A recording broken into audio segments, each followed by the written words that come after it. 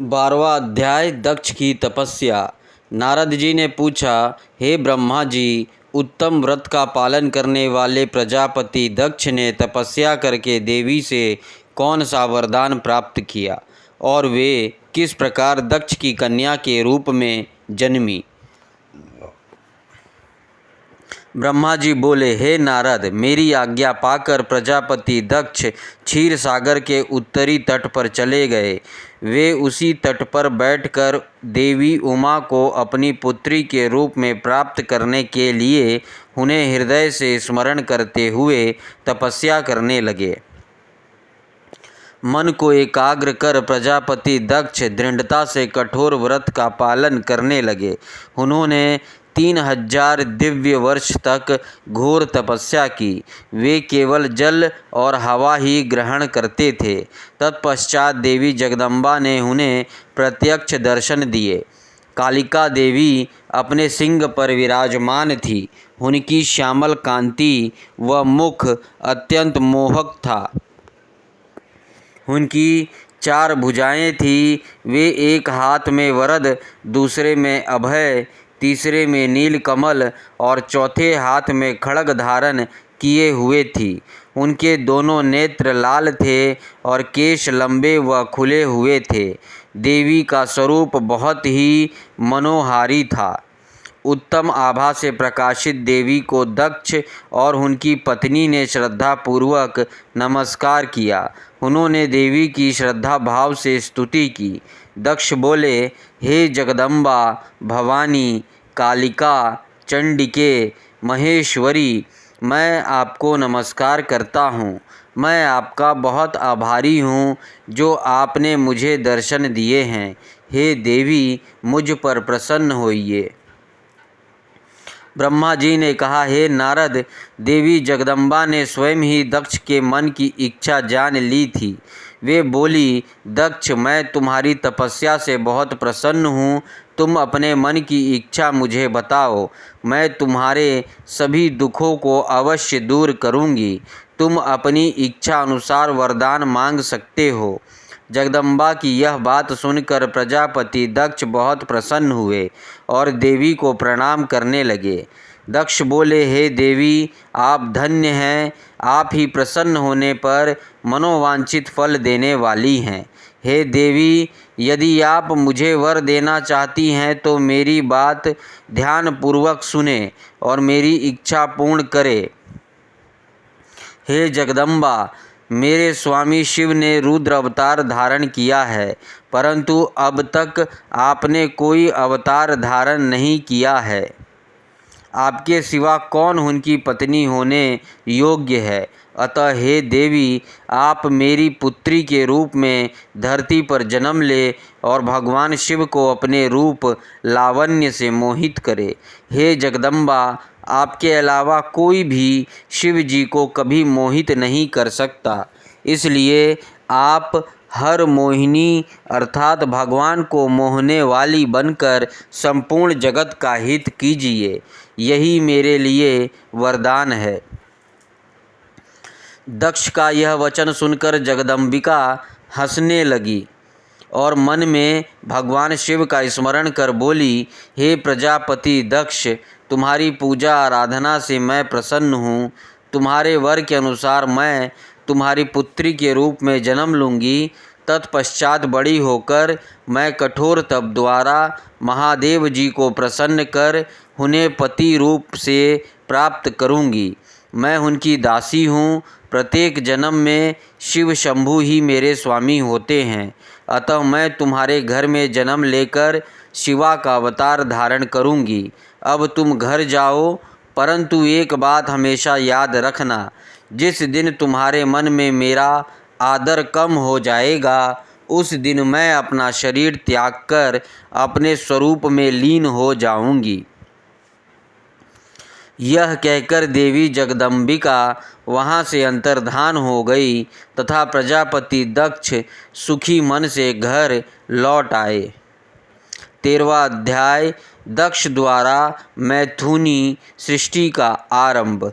ब्रह्मा जी कहते हैं, हे नारद, प्रजापति दक्ष देवी का वरदान पाकर अपने आश्रम में लौट आए। मेरी आज्ञा पाकर प्रजापति दक्ष मानसिक सृष्टि की रचना करने लगे, परंतु फिर भी प्रजा की संख्या में वृद्धि होती ना देखकर वे बहुत चिंतित हुए और मेरे पास आकर कहने लगे, हे प्रभु, मैंने जितने भी जीवों की रचना की है वे सभी उतने ही रह गए, अर्थात उनमें कोई भी वृद्धि नहीं हो पाई। हे तात, मुझे कृपा कर ऐसा कोई उपाय बताइए जिससे वे जीव अपने आप बढ़ने लगे। ब्रह्मा जी बोले, प्रजापति दक्ष, मेरी बात ध्यानपूर्वक सुनो। तुम त्रिलोकीनाथ भगवान शिव की भक्ति करते हुए यह कार्य संपन्न करो, वे निश्चय ही तुम्हारा कल्याण करेंगे। तुम प्रजापति वीरण की परम सुंदरी पुत्री असिकनी से विवाह करो और स्त्री के साथ मैथुन धर्म का आश्रय लेकर प्रजा बढ़ाओ। असिकनी से तुम्हें बहुत सी संतानें प्राप्त होंगी। मेरी आज्ञा के अनुसार दक्ष ने वीरण की पुत्री असिकनी से विवाह कर लिया। उनकी पत्नी के गर्भ में उन्हें 10,000 पुत्रों की प्राप्ति हुई। ये हरियश्र नाम से जाने गए। सभी पुत्र धर्म के पथ पर चलने वाले थे। एक दिन अपने पिता दक्ष से उन्हें प्रजा की सृष्टि करने का आदेश मिला। तब इस उद्देश्य से तपस्या करने के लिए वे पश्चिम दिशा में स्थित नारायण सर नामक तीर्थ पर गए। वहाँ सिंधु नदी व समुद्र का संगम हुआ है। उस पवित्र तीर्थ के जल के स्पर्श से उनका मन उज्ज्वल और ज्ञान से संपन्न हो गया। वे उसी स्थान पर प्रजा की वृद्धि के लिए तप करने लगे। नारद इस बात को जानने के बाद तुम श्री हरि विष्णु की इच्छा से उनके पास गए और बोले, दक्ष पुत्र हरियश गण, तुम पृथ्वी को अंत देखे बिना सृष्टि की रचना करने के लिए कैसे उद्यत हो गए। ब्रह्मा जी बोले, हरियश्र बड़े ही बुद्धिमान थे। वे तुम्हारी प्रश्न सुनकर उस पर विचार करने लगे। वे सोचने लगे कि जो उत्तम शास्त्र रूपी पिता के निर्वृत्ति परक आदेश को नहीं समझता, वह केवल रजोगुण पर विश्वास करने वाला पुरुष सृष्टि निर्माण का कार्य कैसे कर सकता है। इस बात को समझकर वे नारद जी की परिक्रमा करके ऐसे रास्ते पर चले गए जहाँ से वापस लौटना असंभव है। तब प्रजापति दक्ष को यह पता चला कि उनके सभी पुत्र नारद से शिक्षा पाकर मेरी आज्ञा को भूलकर ऐसे स्थान पर चले गए जहाँ से लौटना नहीं जा सकता। तो दक्ष इस बात से बहुत दुखी हुए। वे पुत्रों के वियोग का सह नहीं पा रहे थे। तब मैंने उन्हें बहुत समझाया और उन्हें संतावना दी। तब पुनः दक्ष की पत्नी असिकनी के गर्भ से शबलास्र नामक एक सहस्त्र पुत्र हुए। वे सभी अपने पिता की आज्ञा को पाकर पुनः तपस्या के लिए उसी स्थान पर चले गए जहाँ उनके बड़े भाई गए थे। नारायण सरोवर के जल के स्पर्श से उनके सभी पाप नष्ट हो गए और मन शुद्ध हो गया। वे उसी तट पर प्रणव मंत्र का जाप करते हुए तपस्या करने लगे।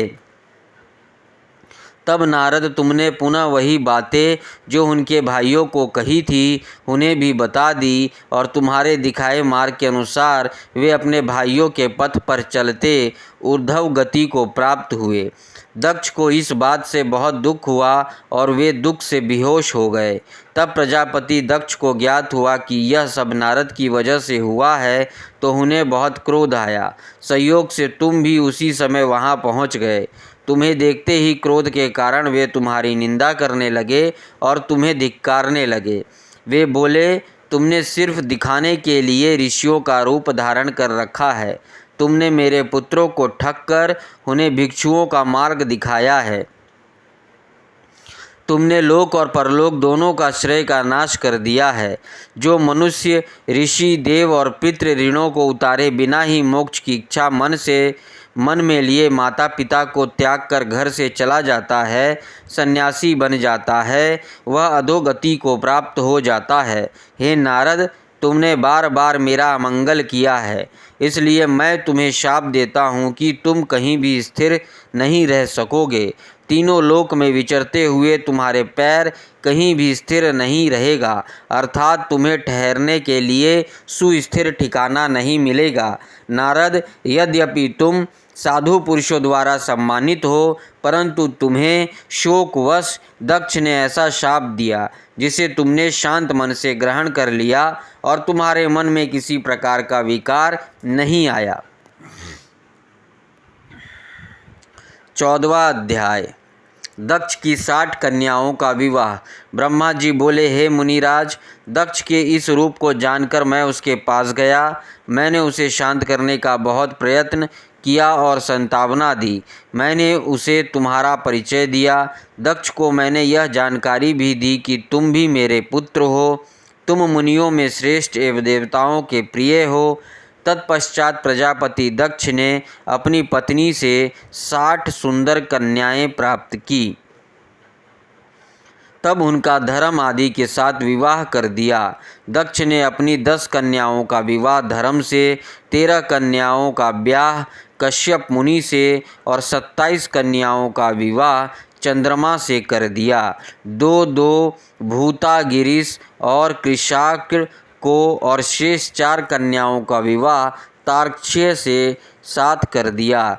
इन सब की संतानों से तीनों लोक भर गए।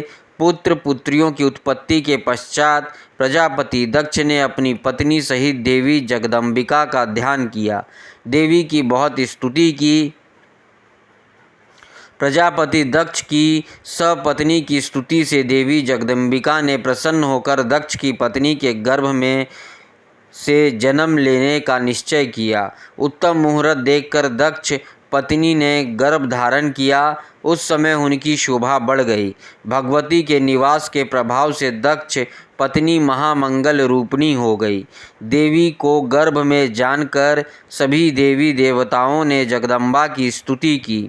9 महीने बीत जाने पर शुभ मुहूर्त में देवी भगवती का जन्म हुआ। उनका मुख्य दिव्य आभा से सुशोभित था। उनके जन्म के समय आकाश से फूलों की वर्षा होने लगी और मेघ जल बरसाने लगे। देवता आकाश में खड़े मांगलिक ध्वनि करने लगे। यज्ञ की बुझी हुई अग्नि पुनः जलने लगी। साक्षात जगदम्बा को प्रकट हुए देखकर दक्ष ने भक्ति भाव से उनकी स्तुति की। स्तुति सुनकर देवी प्रसन्न होकर बोली, हे प्रजापते, तुम्हारी तपस्या से प्रसन्न होकर मैंने तुम्हारे घर में पुत्री के रूप में जन्म लेने का जो वर दिया था वह आज पूर्ण हो गया है। यह कहकर उन्होंने पुनः शिशु रूप धारण कर लिया तथा रोने लगी। उनका रोना सुनकर दासियां उन्हें चुप कराने हेतु वहां एकत्र हो गई। जन्म उत्सव में गीत और अनेक वाद यंत्र बजने लगे। दक्ष ने वैदिक रीति से अनुष्ठान किया और ब्राह्मणों को दान दिया। उन्होंने अपनी पुत्री का नाम उमा रखा। देवी उमा का पालन बहुत अच्छे तरीके से किया जा रहा था। वह बालकपन में बहुत सी लीलाएं करती थी। देवी उमा इस प्रकार बढ़ने लगी जैसे शुक्ल पक्ष में चंद्रमा की कला बढ़ती है। जब भी वे अपने सखियों के साथ बैठती, वे भगवान शिव की मूर्ति को ही चित्रित करती थी। वे सदा प्रभु शिव के भजन गाती थी, उन्हीं का स्मरण करती और भगवान शिव की भक्ति में ही लीन रहती। 15वां अध्याय। सती की तपस्या। ब्रह्मा जी बोले, हे नारद, एक दिन मैं तुम्हें लेकर प्रजापति दक्ष के घर पहुंचा। वहां मैंने देवी सती को उनके पिता के पास बैठे देखा। मुझे देखकर दक्ष ने आसन से उठकर मुझे नमस्कार किया। तत्पश्चात सती ने भी प्रसन्नतापूर्वक मुझे नमस्कार किया। हम दोनों वहां आसन पर बैठ गए। तब मैंने देवी सती को आशीर्वाद देते हुए कहा, सती, जो केवल तुम्हें चाहते हैं और तुम्हारी ही कामना करते हैं, तुम भी मन में उन्हीं को सोचती हो और उसी के रूप का स्मरण करती हो। उन्हीं सर्वज्ञ जगदीश्वर महादेव को तुम पति रूप में प्राप्त करो, वे ही तुम्हारे योग्य हैं। कुछ देर बाद दक्ष से विदा लेकर मैं अपने धाम को चल दिया। दक्ष को मेरी बातें सुनकर बड़ा संतोष एवं प्रसन्नता हुई। मेरे कथन से उनकी सारी चिंताएं दूर हो गई। धीरे धीरे सती ने कुमार अवस्था पार कर ली और वे युवा अवस्था में प्रवेश कर गई। उनका रूप अत्यंत मनोहारी था। उनका मुख दिव्य तेज से शोभामान था। देवी सती को देखकर प्रजापति दक्ष को उनके विवाह की चिंता होने लगी। तब पिता के मन की बात जानकर देवी सती ने महादेव को पति रूप में पाने की इच्छा अपनी माता को बताई। उन्होंने अपनी माता से भगवान शंकर को प्रसन्न करने के लिए तपस्या करने की आज्ञा मांगी। उनकी माता ने आज्ञा देकर घर पर ही उनकी आराधना आरंभ करा दी। अश्वनी मास में नंदा अर्थात प्रतिपदा, षष्ठी और एकादशी तिथियों में उन्होंने भक्ति पूर्वक भगवान शिव का पूजन कर उन्हें गुड़, भात और नमक का भोग लगाया व नमस्कार किया। इसी प्रकार एक मास बीत गया। कार्तिक मास की चतुर्दशी को देवी सती ने मालपुओं और खीर से भगवान शिव का भोग लगाया और उनका निरंतर चिंतन करती रही। मार्गशीर्ष मास में कृष्ण पक्ष की अष्टमी को वे तिल, जौ और चावल से शिव जी की आराधना करती और घी का दीपक जलाती। पौष माह की शुक्ल पक्ष सप्तमी को पूरी रात जागरण कर सुबह खिचड़ी का भोग लगाती। माघ की पूर्णिमा की रात भर वे शिव आराधना में लीन रहती और सुबह नदी में स्नान कर गीले वस्त्रों में ही पुनः पूजा करने बैठ जाती थी। फाल्गुन मास के कृष्ण पक्ष की चतुर्दशी तिथि को जागरण कर शिव जी की विशेष पूजा करती थी। उनका सारा समय शिव जी को समर्पित था। वे अपने दिन रात शिव जी के स्मरण में ही बिताती थी। चैत्र मास के शुक्ल पक्ष की चतुर्दशी को वे ढाक के फूलों और दवनों से भगवान की पूजा करती थी। वैशाख माह में वे सिर्फ तिलों को खाती थी। वे नए जौ के भात से शिव पूजन करती थी। ज्येष्ठ माह में वे भूखी रहती और वस्त्रों तथा भट केटिया के फूलों से शिव पूजन करती थी। आषाढ़ मास के शुक्ल पक्ष की चतुर्दशी को वे काले वस्त्रों और भट कटैया से रुद्रदेव का पूजन करती थी। श्रवण मास में यज्ञोपवीत वस्त्रों तथा कुश आदि से वे पूजन करती थी।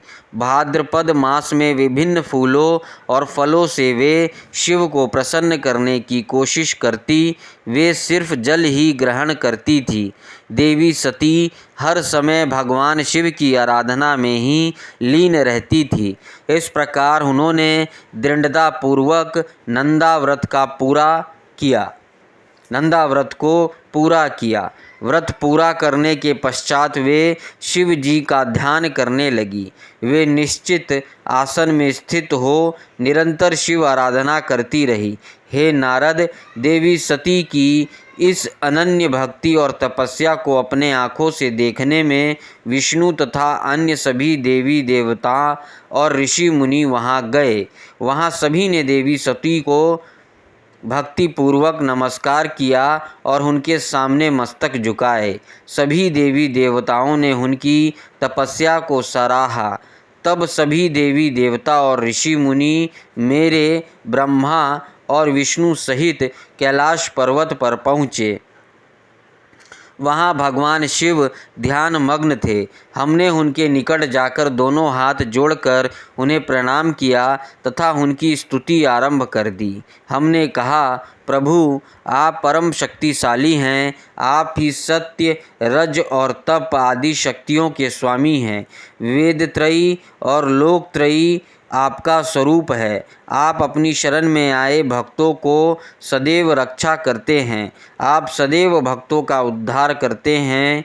हे महादेव, हे महेश्वर, हम आपको नमस्कार करते हैं। आपकी महिमा जान पाना कठिन ही नहीं, असंभव है। हम आपके सामने अपना मस्तक झुकाते हैं। ब्रह्मा जी बोले, नारद, इस प्रकार भगवान शिव शंकर की स्तुति करके सभी देवता मस्तक झुकाकर शिव जी के सामने चुपचाप खड़े हो गए। 16वां अध्याय रुद्रदेव का सती से विवाह। ब्रह्मा जी बोले, श्री विष्णु सहित अनेक देवी देवताओं और ऋषि मुनियों द्वारा की गई स्तुति सुनकर सृष्टिकर्ता शिव ने प्रसन्नतापूर्वक हम सब के आगमन का कारण पूछा। रुद्रदेव बोले, हे हरे, हे देवताओं और महर्षियों, मुझे अपने कैलाश पर आगमन के विषय में बताइए। आप लोग यहाँ किस लिए आए हैं और आपका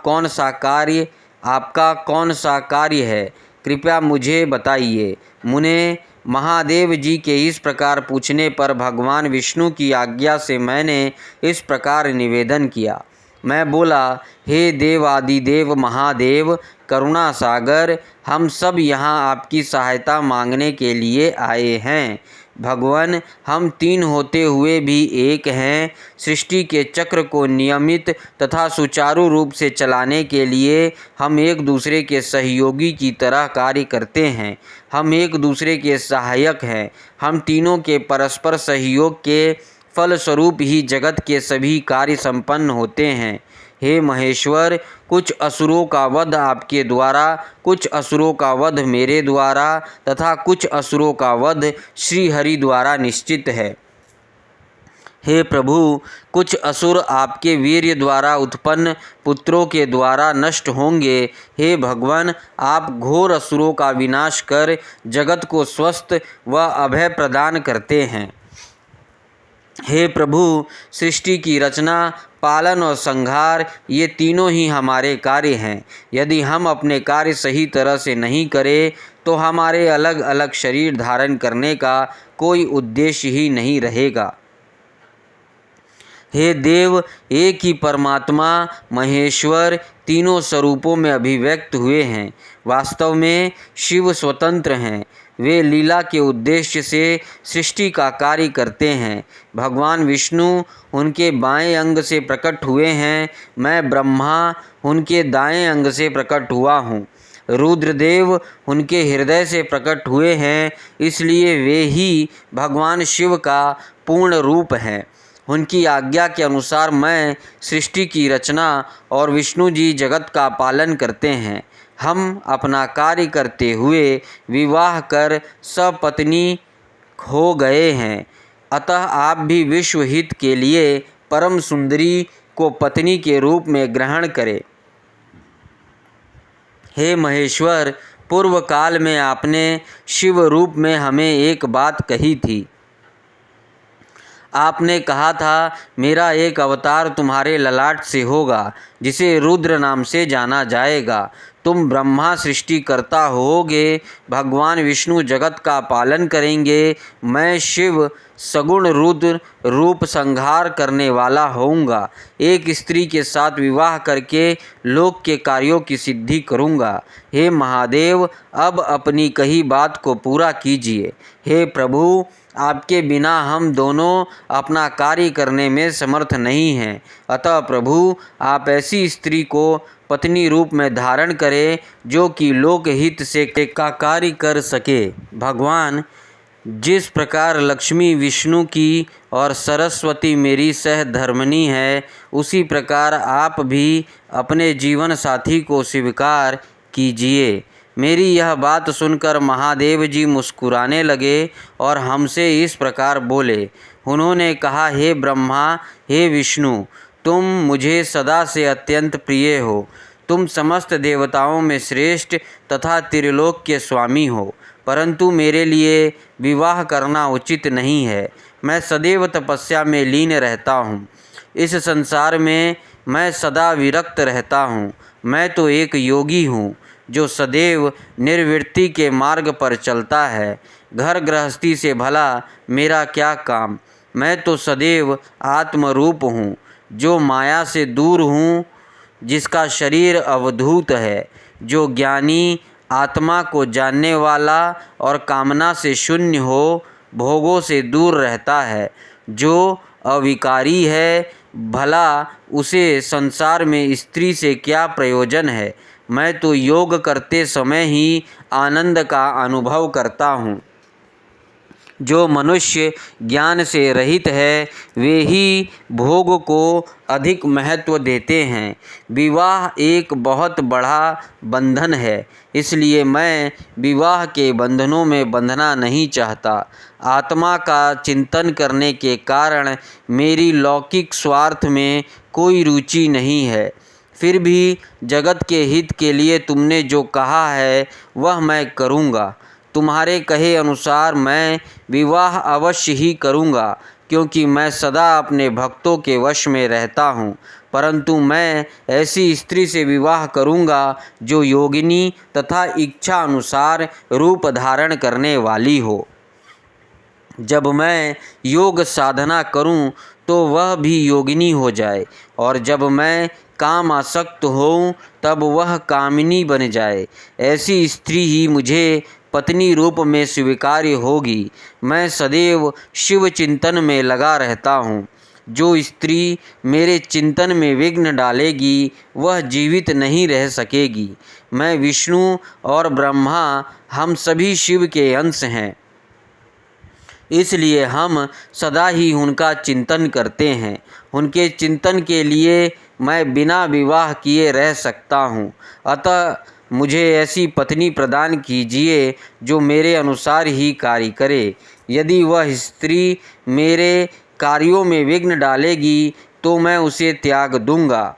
विवाह हेतु शिव की स्वीकृति पाकर मैं और विष्णु जी प्रसन्न हो गए। फिर मैं विनम्रता पूर्वक भगवान शिव से बोला, हे नाथ महेश्वर प्रभु, आपको जिस प्रकार की स्त्री की आवश्यकता है ऐसी ही स्त्री के विषय में सुनो।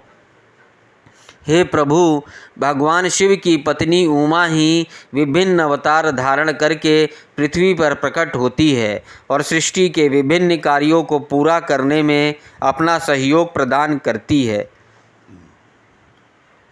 उन्हीं देवी उमा ने लक्ष्मी रूप धारण कर श्री हरि को वरा।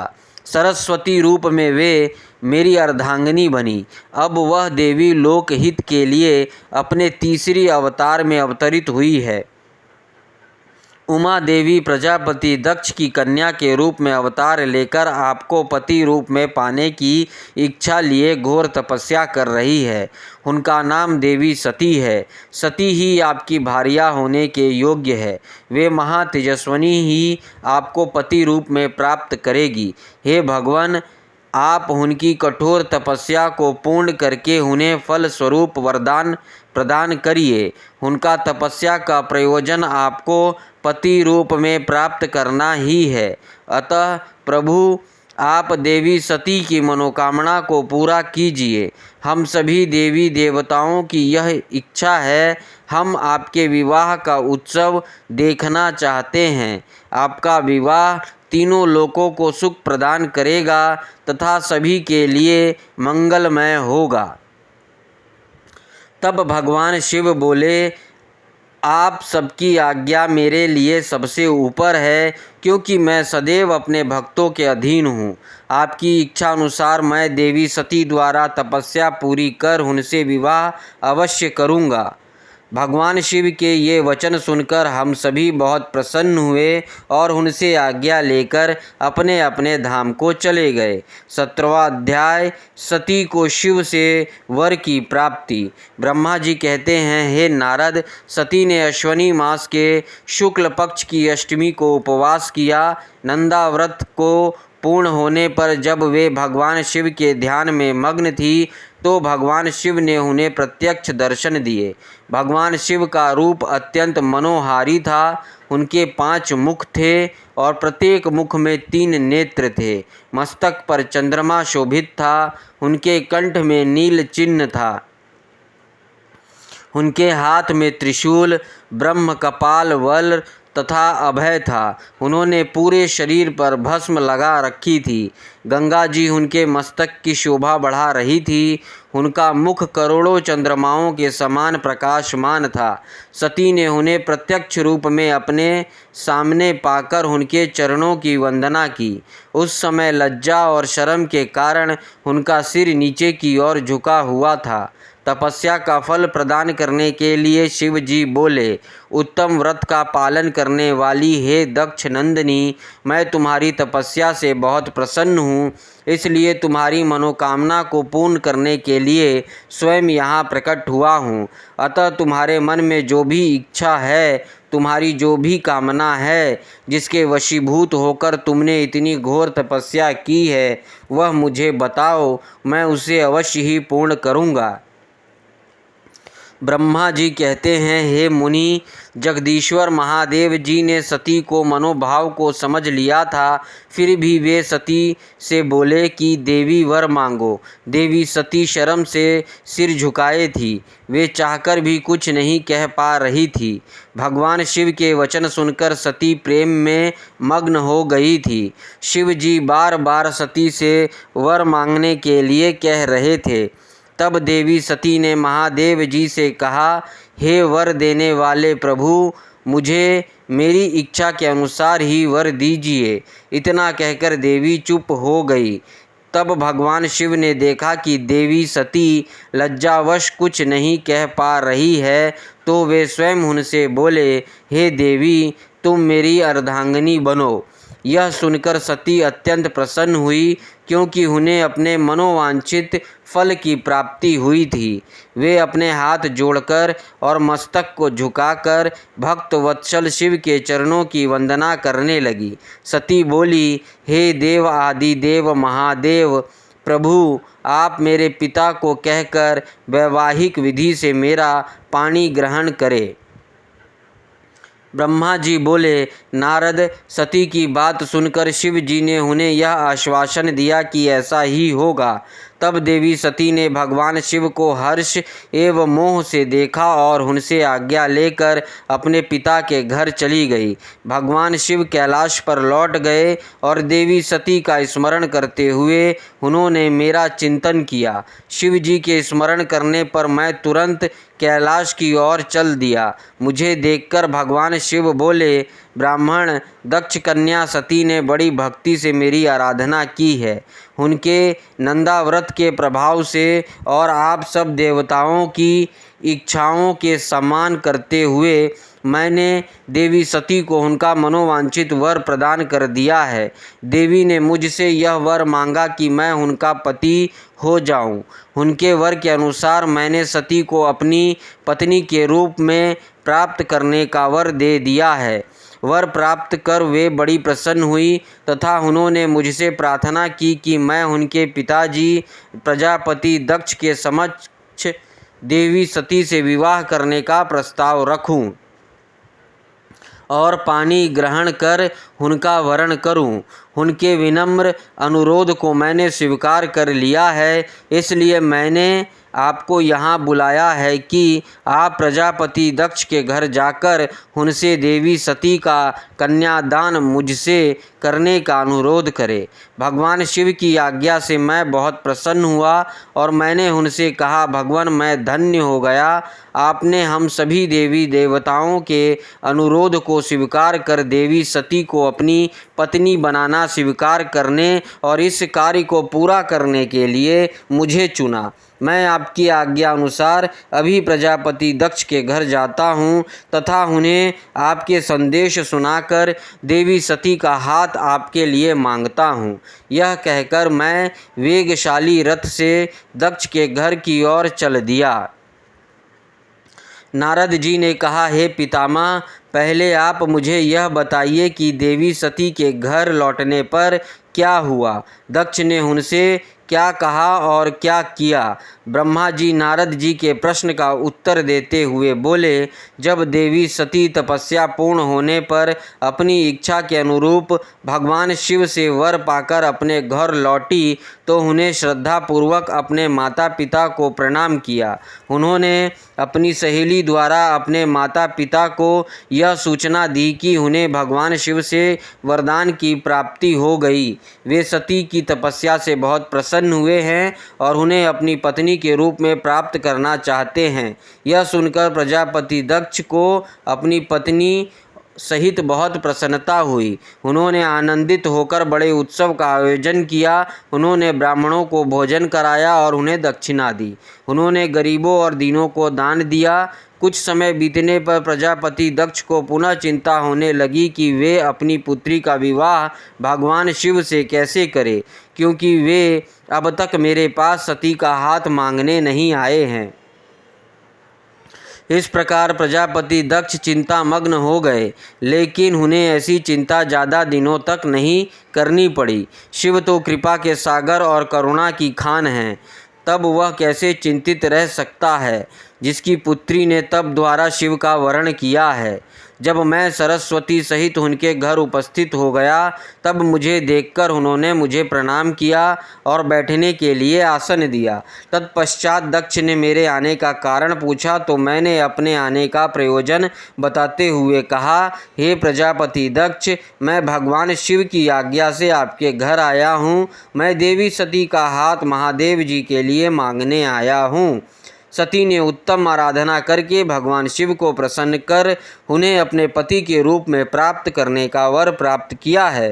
अतः तुम शीघ्र ही सती का पानी ग्रहण शिव जी के साथ कर दो। नारद, मेरी यह बात सुनकर दक्ष बहुत प्रसन्न हुआ। उसने हर्षित मन से इस विवाह के लिए अपनी स्वीकृति दे दी। तब मैं प्रसन्न मन से कैलाश पर्वत पर चल दिया। वहाँ भगवान शिव मेरी उत्सुकता से प्रतीक्षा कर रहे थे। वहीं दूसरी ओर प्रजापति दक्ष, उनकी पत्नी और पुत्री सती विवाह प्रस्ताव आने पर हर्ष से विभोर हो रही थी। 18वां अध्याय शिव और सती का विवाह। ब्रह्मा जी बोले, नारद, जब मैं कैलाश पर्वत पर भगवान शिव को प्रजापति दक्ष की स्वीकृति की सूचना देने पहुंचा, तो मैं उत्सुकता पूर्वक मेरी ही प्रतीक्षा कर रहे थे। तब मैंने महादेव जी से कहा, हे भगवान, दक्ष ने कहा है कि वे अपनी पुत्री सती का विवाह भगवान शिव से करने को तैयार हैं, क्योंकि सती का जन्म महादेव जी के लिए ही हुआ है। यह विवाह होने पर उन्हें सबसे अधिक प्रसन्नता होगी। उनकी पुत्री सती ने महादेव जी को पति रूप में प्राप्त करने हेतु ही उनकी घोर तपस्या की है। उन्हें इस बात की भी खुशी है कि मैं स्वयं आपकी आज्ञा से उनकी पुत्री के लिए आपका अर्थात भगवान शिव का विवाह प्रस्ताव लेकर वहां गया। उन्होंने कहा, हे पितामह, उनसे कहिए कि वे शुभ लग्न और मुहूर्त में अपनी बारात लेकर स्वयं आए। मैं अपनी पुत्री का कन्यादान सहर्ष महादेव जी को कर दूंगा। हे भगवान, दक्ष ने मुझसे यह बात कही है, इसलिए आप शुभ मुहूर्त देखकर शीघ्र ही उनके घर चले और देवी सती का वरण करें। हे नारद, मेरे ऐसे वचन सुनकर शिव जी ने कहा, हे संसार की सृष्टि करने वाले ब्रह्मा जी, मैं तुम्हारे और नारद जी के साथ ही प्रजापति दक्ष के घर चलूँगा। इसलिए ब्रह्मा जी, आप नारद और अपने मानस पुत्रों का स्मरण कर उन्हें यहाँ बुला ले। साथ ही मेरे पार्षद भी दक्ष के घर चलेंगे। नारद, तब भगवान शिव की आज्ञा पाकर मैंने तुम्हारा और अपने अन्य मानस पुत्रों का स्मरण किया। उन तक मेरा संदेश पहुँचते ही वे तुरंत कैलाश पर्वत पर उपस्थित हो गए। उन्होंने हर्षित मन से महादेव जी को और मुझे प्रणाम किया। तत्पश्चात शिव जी ने भगवान श्री हरि का स्मरण किया।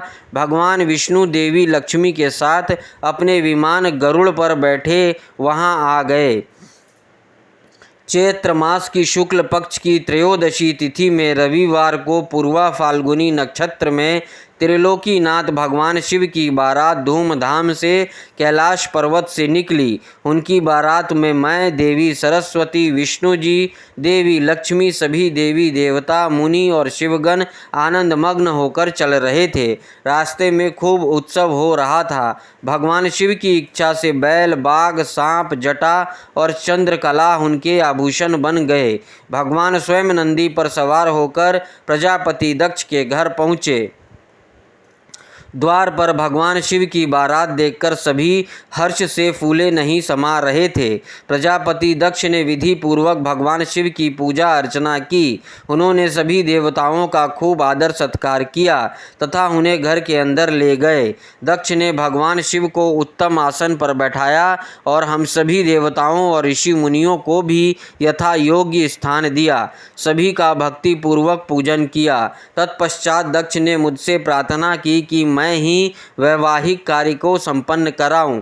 मैंने दक्ष की प्रार्थना को स्वीकार किया और वैवाहिक कार्य कराने लगा। शुभ लग्न और शुभ मुहूर्त देखकर प्रजापति दक्ष ने अपनी पुत्री सती का हाथ भगवान शिव के हाथों में सौंप दिया और विधि विधान से पानी ग्रहण संस्कार संपन्न कराया।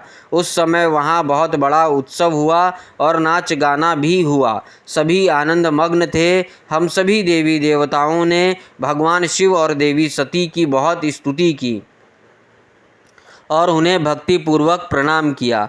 भगवान शिव और सती का विवाह हो जाने पर उनके माता पिता बहुत प्रसन्न हुए और महादेव जी को अपनी कन्या का दान कर प्रजापति दक्ष कृतार्थ हो गए। महेश्वर का विवाह होने का पूरा संसार मंगल उत्सव मनाने लगा। 19वां अध्याय ब्रह्मा और विष्णु द्वारा शिव की स्तुति करना। ब्रह्मा जी कहते हैं, नारद, कन्या दान करके दक्ष ने भगवान शिव को अनेक उपहार प्रदान किए। उन्होंने सभी ब्राह्मणों को भी दान दक्षिणा दी। तत्पश्चात भगवान शिव अपनी पत्नी लक्ष्मी जी सहित भगवान शिव के समक्ष हाथ जोड़कर खड़े हो उनकी आराधना करने लगे। वे बोले, हे दयासागर महादेव जी, आप संपूर्ण जगत के पिता हैं और देवी सती सबकी माता है। भगवान, आप दोनों ही अपने भक्तों की रक्षा के लिए और दुष्टों का नाश करने के लिए अनेक अवतार धारण करते हैं। इस प्रकार उन्होंने शिव सती की बहुत स्तुति की। नारद, मैं उनके पास आकर विधि के अनुसार फेरे कराने लगा। ब्राह्मणों की आज्ञा और मेरे सहयोग से सती और भगवान शिव ने विधि पूर्वक अग्नि के फेरे लिए। उस समय वहाँ बहुत अद्भुत उत्सव किया जा रहा था। वह विभिन्न प्रकारों के बाजे और शहनाइयाँ बज रही थी। स्त्रियाँ मंगल गीत गा रही थी और खुशी से सभी नृत्य कर रहे थे। तत्पश्चात भगवान विष्णु बोले, सदाशिव, आप संपूर्ण प्रकृति के रचयिता हैं। आपका स्वरूप ज्योतिर्मयी है। ब्रह्मा जी, मैं और रुद्रदेव आपके ही रूप हैं। हम सभी सृष्टि की रचना, पालन और संहार करते हैं। हे प्रभु, हम सब आपका ही अंश हैं। प्रभु, आप आकाश के समान सर्वव्यापी और ज्योतिर्मयी हैं। जिस प्रकार हाथ, कान, नाक, मुंह, सिर आदि शरीर के विभिन्न रूप हैं, उसी प्रकार हम सब भी आपके शरीर के ही अंग हैं। आप निर्गुण निराकार हैं। समस्त दिशाओं आपकी मंगल कथा कहती है। सभी देवी देवता और ऋषि मुनि आपके ही चरणों की वंदना करते हैं। आपकी महिमा का वर्णन करने में मैं असमर्थ हूँ।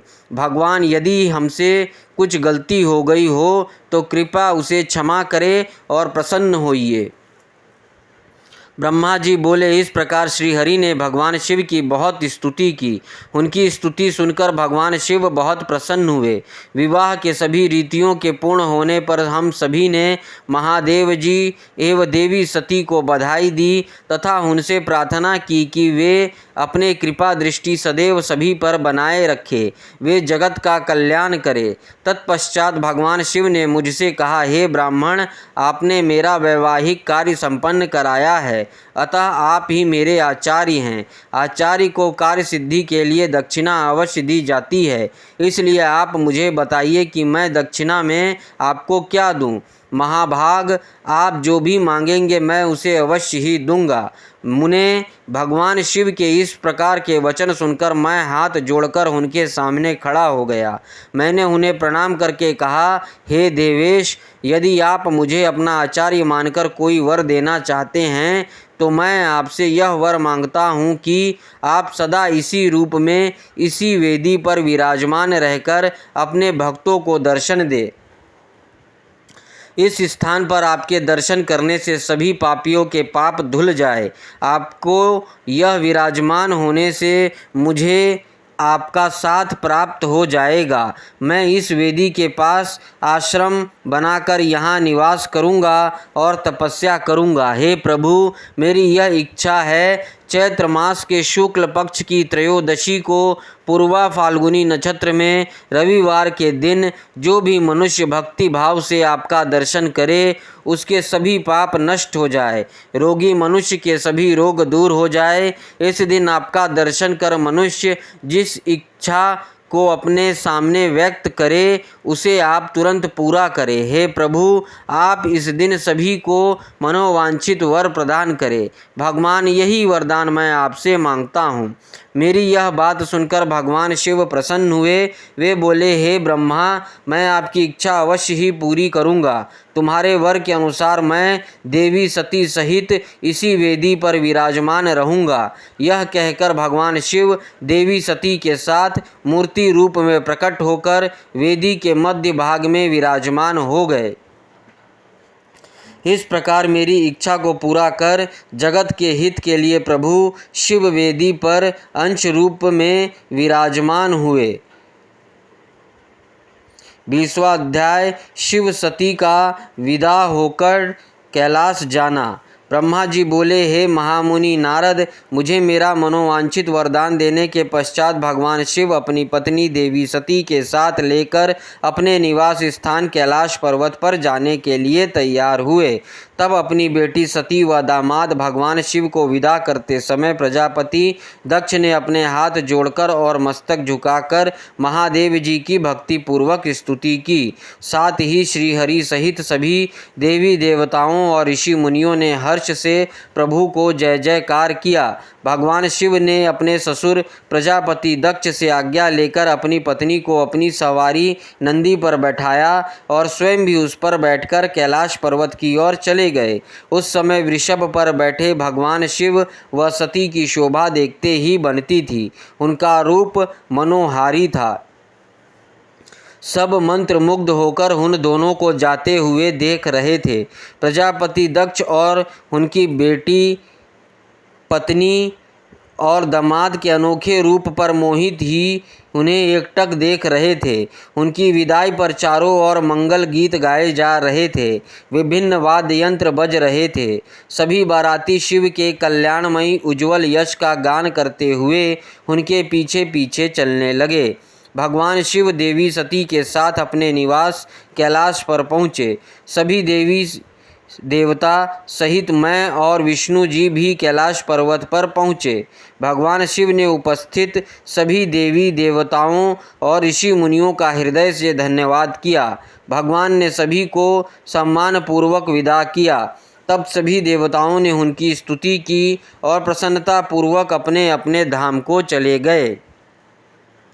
तत्पश्चात भगवान शिव और देवी सती सुखपूर्वक अपने वैवाहिक जीवन का आनंद उठाने लगे। सूत जी कहते हैं, हे मुनियों, मैंने तुम्हें भगवान शिव के शुभ विवाह की पुण्य कथा सुनाई है। भगवान शिव का विवाह कब और किससे हुआ, वे विवाह के लिए कैसे तैयार हुए, इस प्रकार मैंने सभी प्रसंगों का वर्णन तुमसे किया है। विवाह के समय यज्ञ अथवा किसी भी शुभ कार्य के आरंभ में भगवान शिव का पूजन करने के पश्चात इस कथा को जो सुनता अथवा पढ़ता है उसका कार्य या वैवाहिक आयोजन बिना विघ्न और बाधाओं के पूरा होता है। इस कथा के श्रवण से सभी शुभ कर्म निर्विघ्न पूर्ण होते हैं। इस अमृतमयी कथा को सुनकर जिस कन्या का विवाह होता है वह सुख, सौभाग्य, सुशीलता और सदाचार आदि सद्गुणों से युक्त हो जाती है। भगवान शिव की कृपा से पुत्रवती भी होती है। 21वां अध्याय। शिव सती विहार। नारद जी ने पूछा, हे पितामह ब्रह्मा जी, शिव जी के विवाह के पश्चात सभी पधारे देवी देवताओं और ऋषि मुनियों सहित श्रीहरि और आपको विदा करने के पश्चात क्या हुआ? हे प्रभु, इससे आगे की कथा का वर्णन भी आप मुझसे करें। यह सुनकर ब्रह्मा जी ने मुस्कुराते हुए कहा, हे महर्षि नारद, सभी उपस्थित देवताओं को विवाह उपरांत भगवान शिव और देवी सती ने प्रसन्नतापूर्वक विदा कर दिया। तत्पश्चात देवी सती ने सभी शिवगणों को भी कुछ समय के लिए कैलाश पर्वत से जाने की आज्ञा प्रदान की। सभी शिवगणों ने महादेव जी को प्रणाम कर उनकी स्तुति की। तत्पश्चात उन्होंने भगवान शंकर से वहां से जाने की आज्ञा मांगी। आज्ञा देते हुए महादेव जी ने कहा, जाएं, लेकिन मेरे स्मरण करने पर आप सभी तुरंत मेरे समक्ष उपस्थित हो जाएं। तब नंदी समेत सभी गण वहां भगवान शिव और देवी सती को अकेला छोड़कर कुछ समय के लिए कैलाश पर्वत से चले गए। अब कैलाश पर्वत पर भगवान शिव सती के साथ अकेले थे। देवी सती भगवान शिव को पति रूप में प्राप्त कर बहुत खुश थी। बहुत कठिन तप के उपरांत ही उन्हें भगवान शिव का सानिध्य मिल पाया था। यह सोचकर वह बहुत रोमांचित थी। उधर देवी सती के अनुपम सौंदर्य को देखकर शिव जी भी मोहित हो चुके थे। वे भी देवी सती का साथ पाकर अपने को धन्य समझ रहे थे। एकांत पाकर शिव जी अपनी पत्नी सती के साथ कैलाश पर्वत के शिखर पर रमन करने लगे। 22वां अध्याय शिव सती का हिमालय गमन। कैलाश पर्वत पर श्री शिव और दक्ष कन्या सती के विविध विहारों का विस्तार से वर्णन करने के बाद ब्रह्मा जी ने कहा, नारद, एक दिन की बात है कि देवी सती भगवान शिव को प्रेम पूर्वक प्रणाम करके दोनों हाथ जोड़कर खड़ी हो गई। उन्हें चुपचाप खड़े देखकर भगवान शिव समझ गए कि देवी सती के मन में कुछ बात अवश्य है जिससे वह कहना चाह रही है। तब उन्होंने मुस्कुराकर देवी सती से पूछा कि हे प्राणवत्सला, कहिए आप क्या कहना चाहती हैं। यह सुनकर देवी सती बोली, हे भगवान, वर्षा ऋतु आ गई है। चारों ओर का वातावरण सुंदर व मनोहारी हो गया है। हे देवादिदेव, मैं चाहती हूँ कि कुछ समय हम कैलाश पर्वत से दूर पृथ्वी पर या हिमालय पर्वत पर जाकर रहे। वर्षा काल के लिए हम किसी योग्य स्थान पर चले जाएं और कुछ समय वहीं निवास करें। देवी सती की यह प्रार्थना सुनकर भगवान शिव हंसने लगे। हंसते हुए ही उन्होंने अपनी पत्नी सती से कहा कि प्रिय, जहाँ पर मैं निवास करता हूँ वहाँ पर मेरी इच्छा के विरुद्ध कोई भी आ जा नहीं सकता है। मेघ भी मेरी आज्ञा के बिना कैलाश पर्वत की ओर कभी नहीं आएंगे। वर्षा काल में भी मेघ सिर्फ नीचे की ओर ही घूम कर चले जाएंगे। हे प्रिय, तुम्हारी इच्छा के विरुद्ध कोई भी तुम्हें परेशान नहीं कर सकता। फिर भी यदि आप चाहती हैं तो हिमालय पर्वत पर चलते हैं। तत्पश्चात भगवान शिव अपनी पत्नी सती के साथ हिमालय पर चले गए। कुछ समय वहां प्रसन्नतापूर्वक विहार करने के पश्चात वे पुनः अपने निवास पर लौट आए।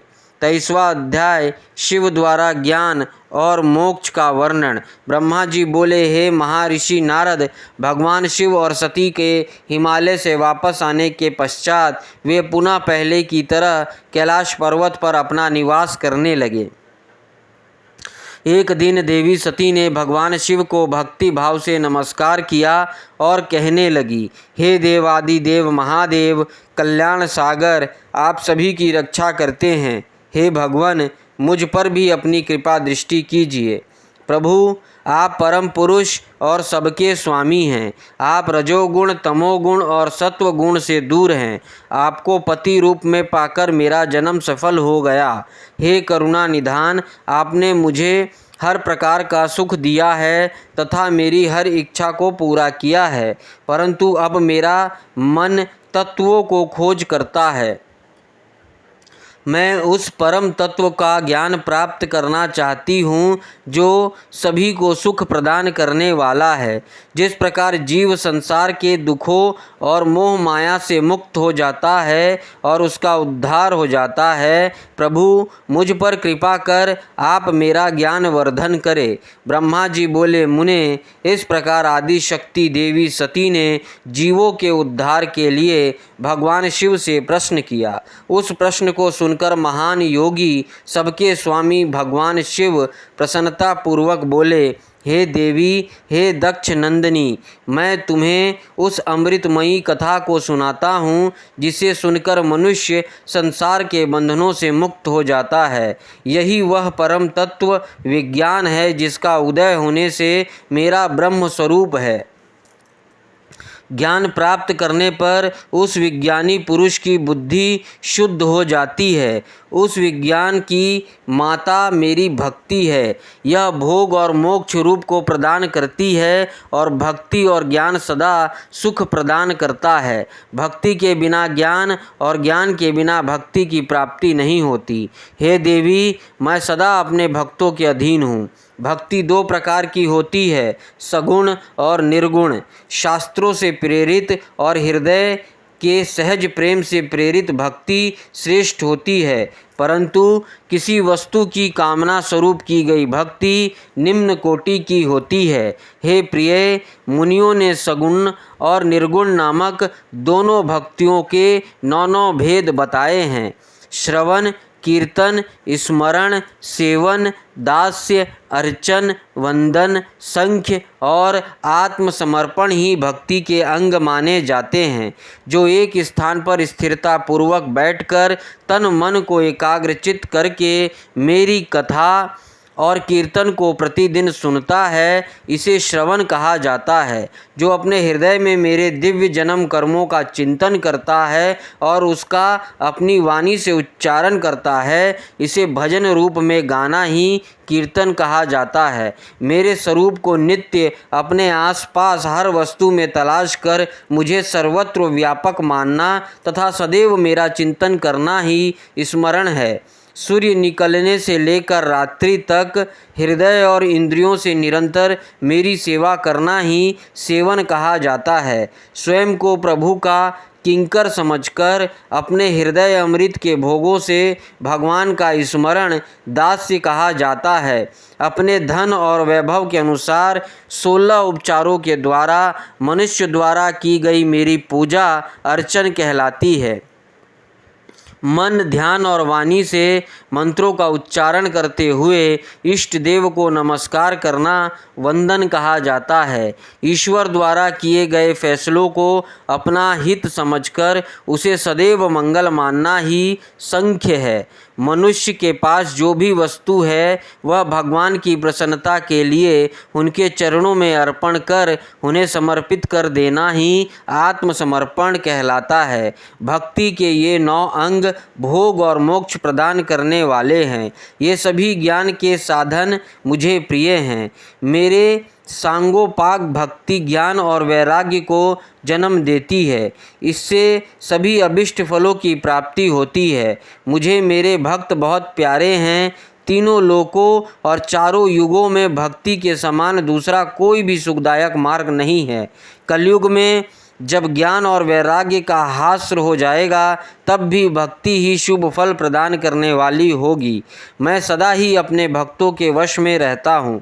मैं अपने भक्तों के विपरीत परिस्थिति में सदैव सहायता करता हूँ और उसके सभी कष्टों को दूर करता हूँ। मैं अपने भक्तों का रक्षक हूँ।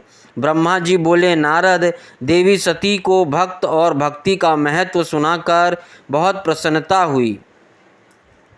उन्होंने भगवान शिव को प्रणाम किया और पुनः शास्त्रों के बारे में पूछा।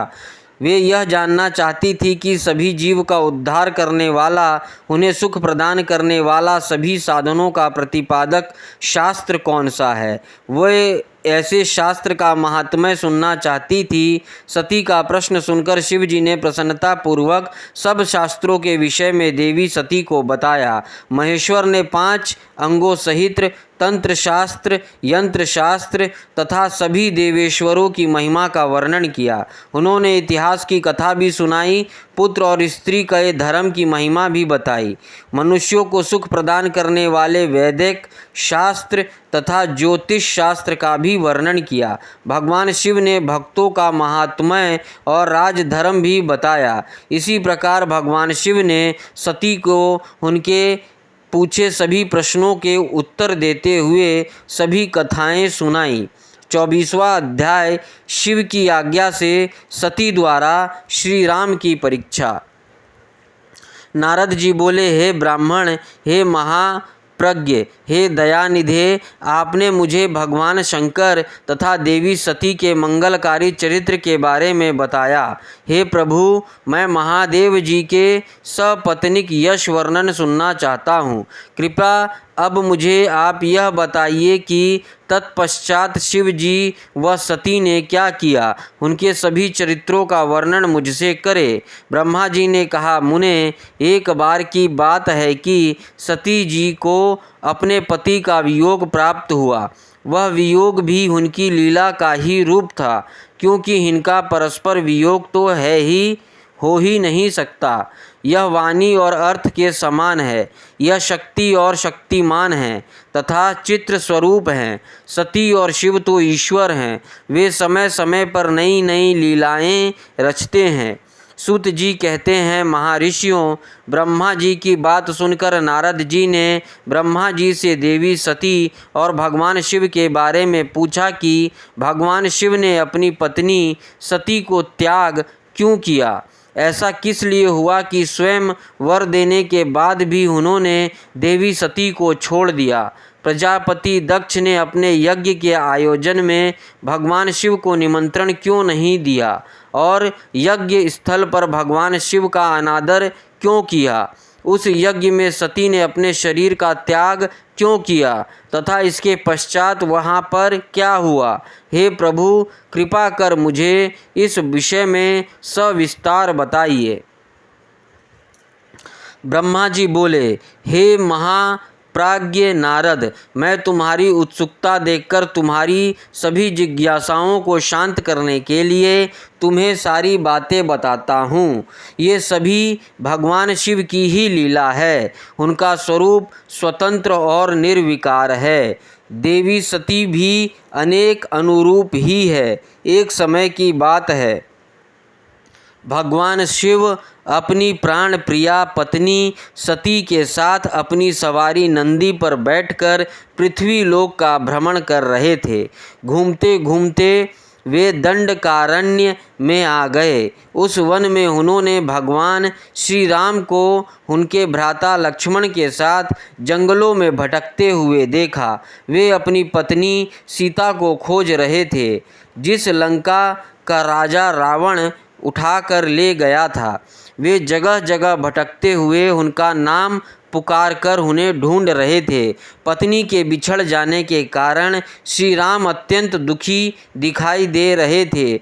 उनकी कांति फीकी पड़ गई थी। भगवान शिव ने वन में राम जी को भटकते देखा, परंतु उनके सामने प्रकट नहीं हुए। देवी सती को यह देखकर बड़ा आश्चर्य हुआ। वे शिव जी से बोली, हे सर्वेश, हे करुणा निधान सदाशिव, हे परमेश्वर, ब्रह्मा विष्णु सहित सभी देवता आपकी ही सेवा करते हैं। आप सबके द्वारा पूजित हैं। वेदांत और शास्त्रों के द्वारा आप ही निर्विकार प्रभु हैं। हे नाथ, ये दोनों पुरुष कौन हैं?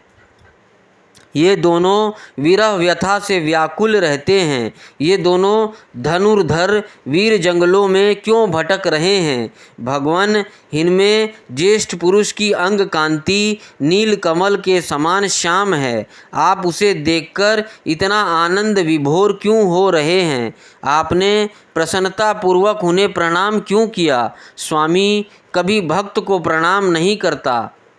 स्वामी कभी भक्त को प्रणाम नहीं करता। हे कल्याणकारी शिव, आप मेरे संशय को दूर कीजिए और मुझे इस विषय में बताइए। ब्रह्मा जी बोले, नारद, कल्याणमयी आदि शक्ति देवी सती ने जब भगवान शिव से इस प्रकार प्रश्न पूछना आरंभ किए तो देवों के देव महादेव भगवान हंसकर बोले, देवी, यह सभी तो पूर्व निर्धारित है। मैंने उन्हें दिए गए वरदान स्वरूप ही उन्हें नमस्कार किया था। ये दोनों भाई सभी वीरों द्वारा सम्मानित हैं। इनके शुभ नाम श्री राम और लक्ष्मण हैं। ये सूर्यवंशी राजा दशरथ के पुत्र हैं। इनमें गोरे रंग के छोटे भाई साक्षात शेष के अंश हैं तथा उनका नाम लक्ष्मण है। बड़े भाई श्री राम भगवान विष्णु का अवतार हैं। धरती पर इनका जन्म साधुओं की रक्षा और पृथ्वीवासियों के कल्याण के लिए ही हुआ है। भगवान शिव की ये बातें सुनकर देवी सती को विश्वास नहीं हुआ। ऐसा विभ्रम भगवान शिव की माया के कारण ही हुआ था। जब भगवान शिव को यह ज्ञात हुआ कि देवी सती को उनकी बातों पर विश्वास नहीं हुआ है तो वे अपनी पत्नी दक्ष कन्या सती से बोले, देवी, यदि तुम्हें मेरी बातों पर विश्वास नहीं है तो तुम स्वयं श्री राम की परीक्षा ले लो।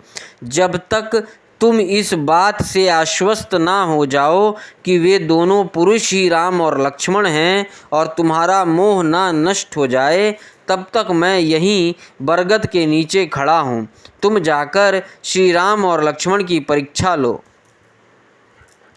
ब्रह्मा जी बोले, हे महामुने नारद, अपने पति भगवान शिव के वचन सुनकर सती ने अपने पति का आदेश प्राप्त कर श्री राम लक्ष्मण की परीक्षा लेने की ठान ली। परंतु उनके मन में बार बार एक ही विचार उठ रहा था कि मैं कैसे उनकी परीक्षा लूं।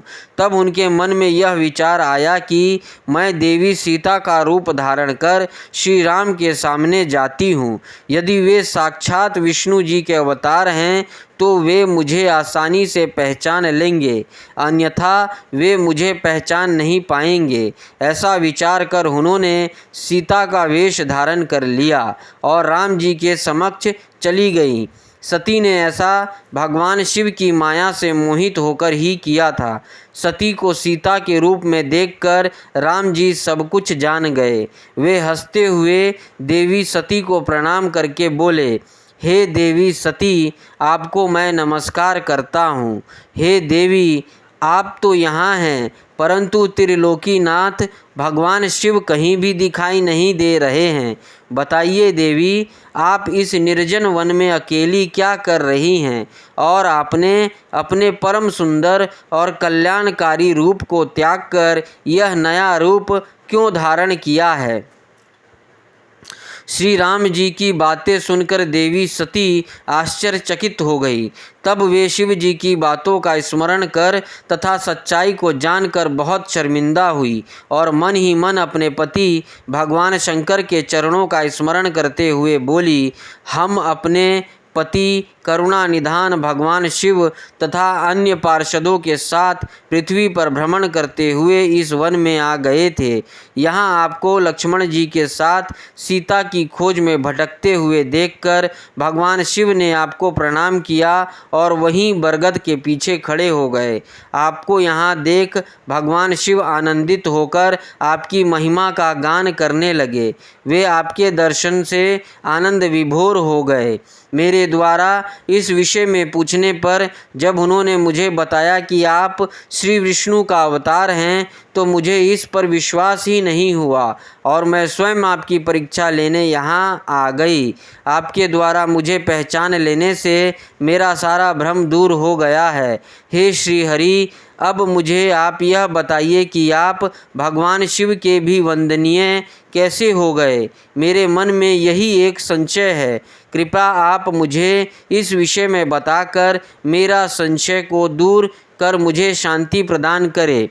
देवी सती के ऐसे वचन सुनकर श्री राम प्रसन्न होते हुए तथा अपने मन में शिव जी का स्मरण करते हुए प्रेम विभोर हो उठे। वे प्रभु शिव के चरणों का चिंतन करते हुए मन में उनकी महिमा का वर्णन करने लगे। 25वां अध्याय श्री राम का सती के संदेह को दूर करना।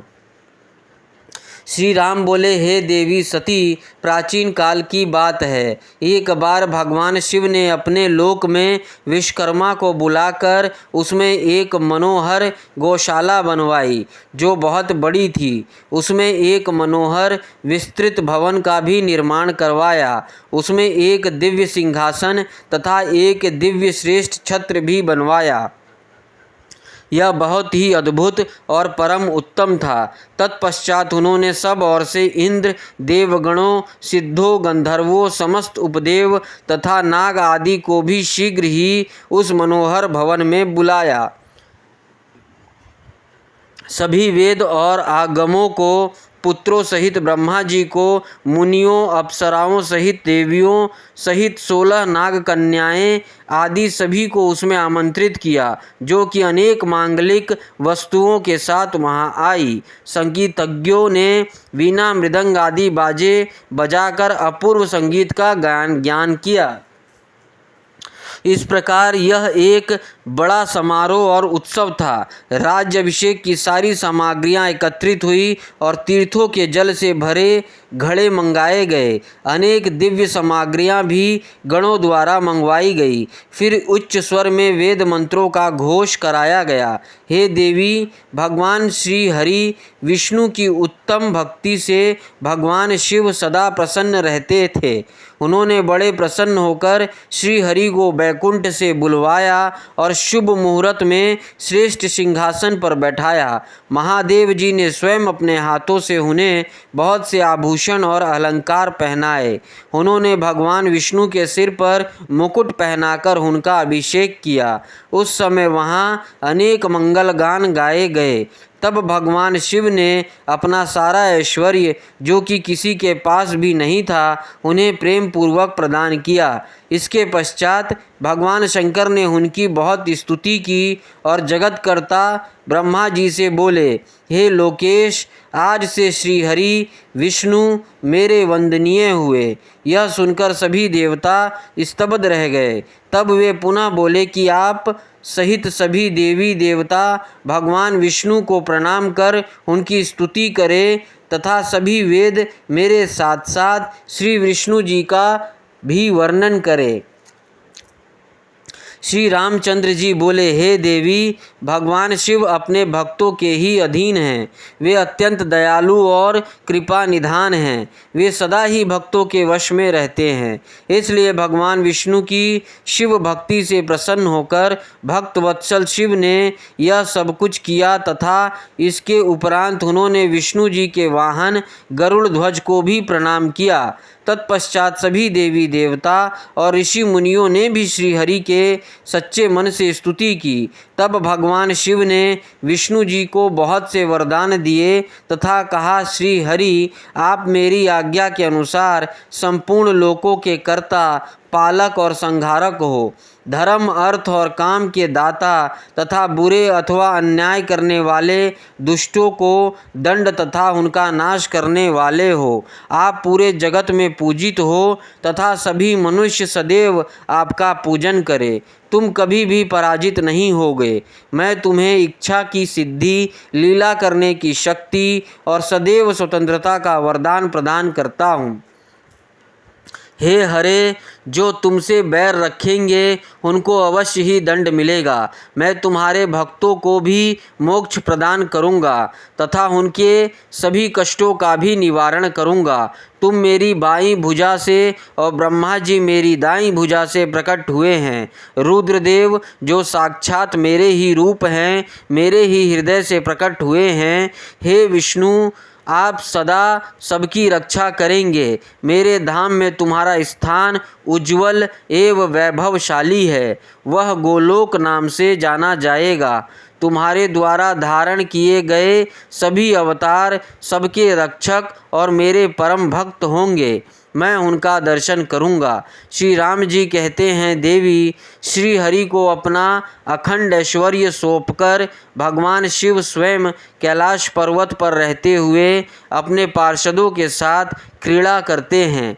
तभी भगवान लक्ष्मीपति विष्णु गोप वेश धारण करके आए और गोप गोपी तथा गोओं के स्वामी बनकर प्रसन्नता पूर्वक विचरने लगे तथा जगत की रक्षा करने लगे। वे अनेक प्रकार के अवतार ग्रहण करते हुए जगत का पालन करने लगे। वे ही भगवान शिव की आज्ञा से 4 भाइयों के रूप में प्रकट हुए। अब इस समय मैं अर्थात विष्णु ही अवतार रूप में प्रकट होकर चारों भाइयों में सबसे बड़ा राम हूँ। दूसरे भरत हैं, तीसरे लक्ष्मण हैं और चौथे भाई शत्रुघ्न हैं। मैं अपनी माता के आदेश अनुसार वनवास भोगने के लिए लक्ष्मण और सीता के साथ इस वन में आया था। किसी राक्षस ने मेरी पत्नी सीता का अपहरण कर लिया है और मैं यहाँ वहाँ भटकता हुआ अपनी पत्नी को ही ढूंढ रहा हूँ। सौभाग्यवश मुझे आपके दर्शन हो गए। अब निश्चय ही मुझे मेरे कार्य में सफलता मिलेगी। हे माता, आप मुझ पर कृपा दृष्टि करें और मुझे यह वरदान दे कि मैं उस पापी राक्षस को मारकर अपनी पत्नी सीता को उसके चंगुल से मुक्त कर सकूं। मेरा यह महान सौभाग्य है कि मुझे आपके दर्शन प्राप्त हुए। मैं धन्य हो गया। इस प्रकार देवी की अनेक प्रकार से स्तुति करके श्री राम जी ने उन्हें अनेकों बार प्रणाम किया। श्री राम की बात सुनकर सती मन ही मन बहुत प्रसन्न हुई और भक्त वत्सल भगवान शिव की स्तुति एवं चिंतन करने लगी। अपनी भूल पर उन्हें लज्जा आ रही थी। वे उदास मन से शिव के पास चल दी।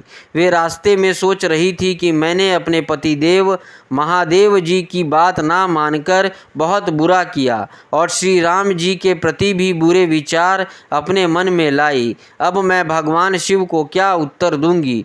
उन्हें अपनी करनी पर बहुत पश्चाताप हो रहा था। वे शिव के समीप गई और चुपचाप खड़ी हो गई। सती को इस प्रकार चुपचाप और दुखी देखकर भगवान शंकर ने पूछा, देवी आपने श्री राम की परीक्षा किस प्रकार ली। यह प्रश्न सुनकर देवी सती चुपचाप सिर झुकाकर खड़ी हो गई। उन्होंने शिव जी को कोई उत्तर नहीं दिया। वे असमंजस में थी कि क्या उत्तर दे, लेकिन महायोगी शिव ने ध्यान से सारा विवरण जान लिया और उनका मन से त्याग कर दिया। भगवान शिव ने सोचा, अब यदि मैं सती को पहले जैसे ही स्नेह करूं तो मेरी प्रतिज्ञा भंग हो जाएगी। वेद धर्म के पालक शिव जी ने अपनी प्रतिज्ञा पूरी करते हुए सती का मन से त्याग कर दिया। फिर सती से कुछ ना कहकर वे कैलाश की ओर बढ़े। मार्ग में सबको, विशेषकर सती जी को सुनाने के लिए आकाशवाणी हुई कि महायोगी शिव आप धन्य हैं। आपके समान तीनों लोकों में कोई भी प्रतिज्ञा पालक नहीं है। इस आकाशवाणी को सुनते ही देवी सती शांत हो गई। उनकी कांति फीकी पड़ गई। तब उन्होंने भगवान शिव से पूछा, हे प्राणनाथ, आपने कौन सी प्रतिज्ञा की है, कृपया आप मुझे बताइए। परंतु शिव ने विवाह के समय भगवान विष्णु के समक्ष जो प्रतिज्ञा की थी उसे सती को नहीं बताया। तब देवी सती ने भगवान शिव का ध्यान करके उन सभी कारणों को जान लिया जिसके कारण भगवान ने उनका त्याग कर दिया था। त्याग देने की बात जानकर देवी सती अत्यंत दुखी हो गई। दुख बढ़ने के कारण उनकी आंखों में आंसू आ गए और वह सिसकने लगी। उनके मनोभाव को समझकर और देवी सती की ऐसी हालत देखकर भगवान शिव ने अपनी प्रतिज्ञा की बात उनके सामने नहीं कही। तब सती का मन बहलाने के लिए शिव जी उन्हें अनेक